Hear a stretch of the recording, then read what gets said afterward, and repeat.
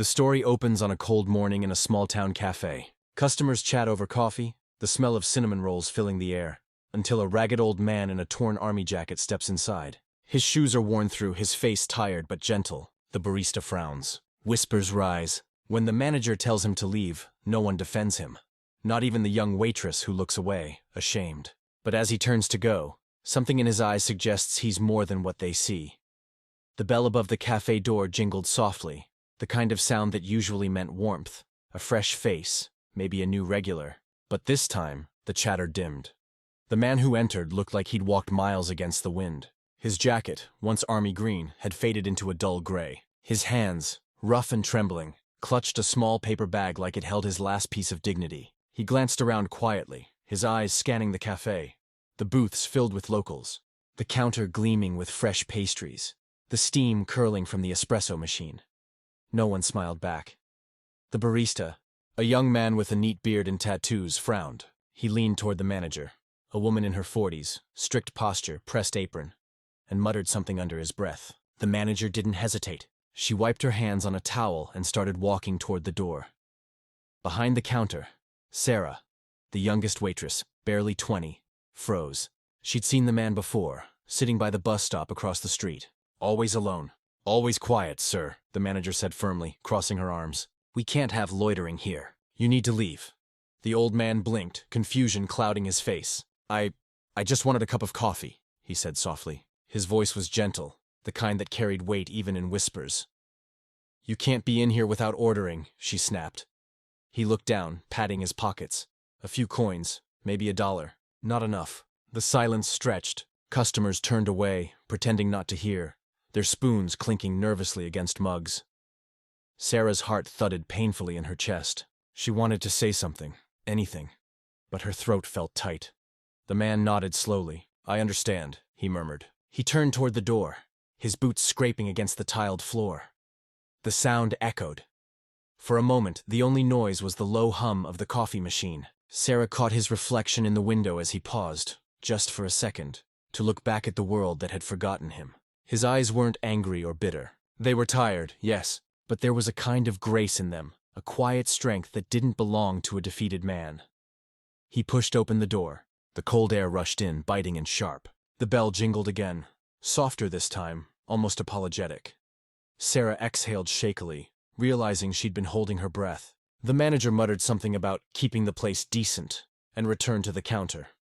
Outside, the man crossed the street slowly, disappearing into the gray morning fog.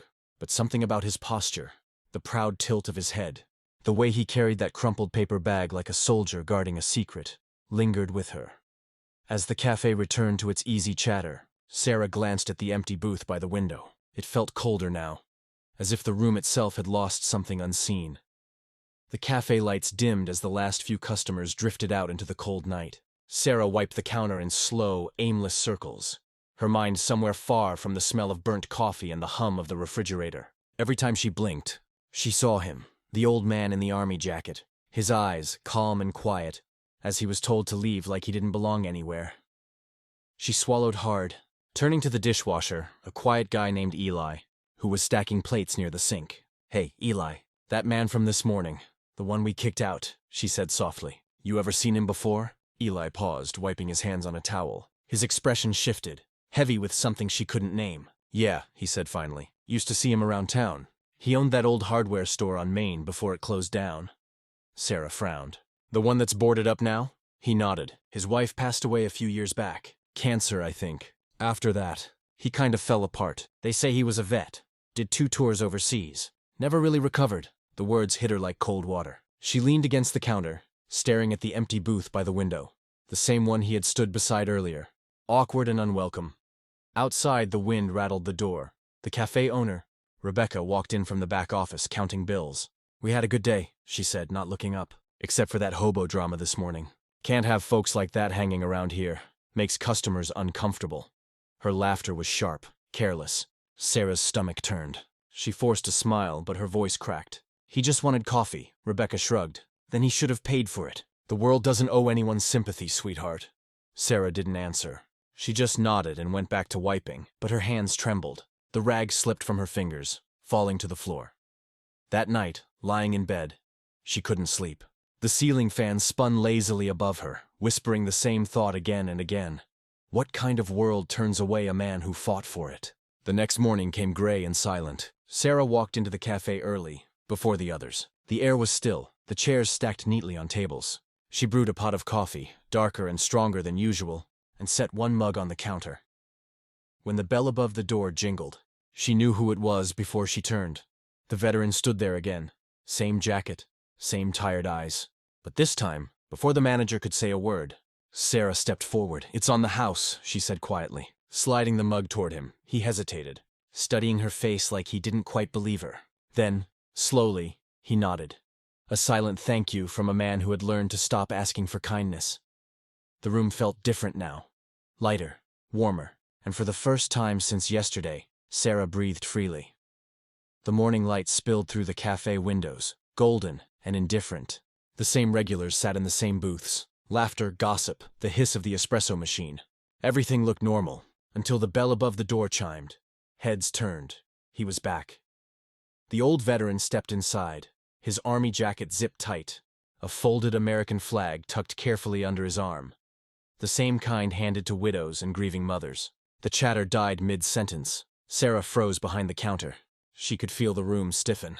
The manager, Rebecca, sighed dramatically and threw her towel on the counter. "You've got to be kidding me," she muttered, loud enough for everyone to hear. The veteran's eyes swept across the room, faces turning away, coffee cups lifted as shields. He said nothing. He simply walked to the corner table by the window, the one that had been empty since the morning they threw him out, and set the folded flag down gently, as if it were something sacred. Rebecca stormed over, her heels striking the floor like a warning. "Sir, I told you last time. You can't be in here unless you're a paying customer." He didn't look at her. He just stared out the window, where sunlight hit the old brick buildings he once helped build. His fingers trembled slightly as he brushed dust off the flag. "I said you need to leave," Rebecca barked, her voice rising. "You can't just—" That's when he turned, slowly, calmly, with the kind of stillness that made even the air stop moving.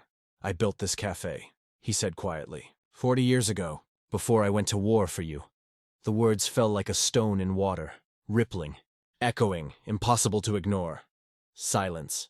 The espresso machine hissed once more, like a final exhale, then went quiet. Rebecca blinked, her mouth parting slightly. "What?" she whispered. The veteran nodded toward the wall, where an old photo hung, black and white, framed in wood. It showed the cafe's construction crew, grinning in hard hats and muddy boots.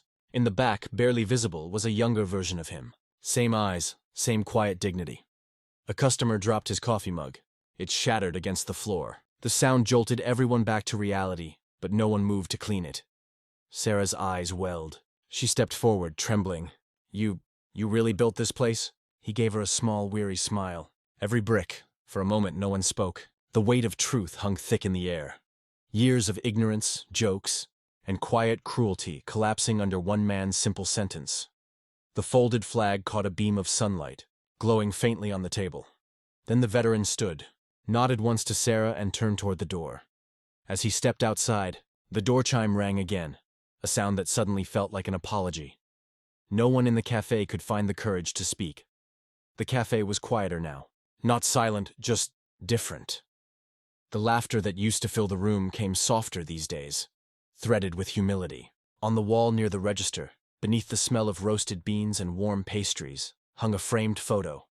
A young man in military uniform, smiling beneath a bright American sky. His nameplate read, Robert Hale. The same man who had once been told to leave. Sarah stood behind the counter, pouring coffee into a white ceramic mug. No charge, no hesitation. Every morning since that day, she made sure it was ready by the time he walked in. The doorbell chimed, and there he was again.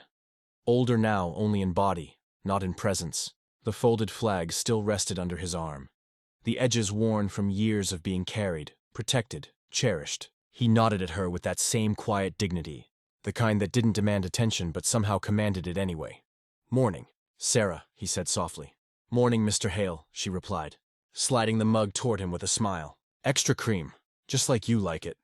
He chuckled lightly, sitting at his spot by the window, the same table where everything had changed. The sunlight poured across the glass, landing gently on his face, tracing the deep lines of a man who had seen too much and spoken too little. Outside, townspeople passed by. Some paused at the window, recognizing him. A few even came in, old customers who had once looked away. Now they greeted him with quiet nods, their voices low, their eyes humbled. Eli, the dishwasher, joined Sarah behind the counter. "Crazy how things turn around, huh?" he whispered. Sarah nodded. "Yeah, but maybe it's not crazy. Maybe it's justice, the quiet kind." From her spot, she watched as Rebecca, the same manager who once kicked him out, approached his table. Her posture was different now, less rigid, more human. She placed a slice of pie before him. "On the house," she said quietly. "And I'm sorry, he didn't make a speech, didn't stand. He simply smiled, a soft glimmer of forgiveness in his eyes. "You've already made it right," he said. "You let me stay." Rebecca nodded and walked away, wiping a tear before anyone could see. As the day went on, sunlight danced across the framed photo by the counter. Customers would pause, read the small plaque beneath it. "In honor of Robert Hale, builder, soldier, neighbor." Sarah stood watching him, a quiet warmth blooming in her chest. She whispered under her breath, almost like a prayer. He didn't need a seat at the table. He built the table. Outside, the wind carried the faint sound of a flag rustling, the same one folded neatly in his hands. And for a moment, the whole cafe seemed to stand still, as if the walls themselves remembered who had built them.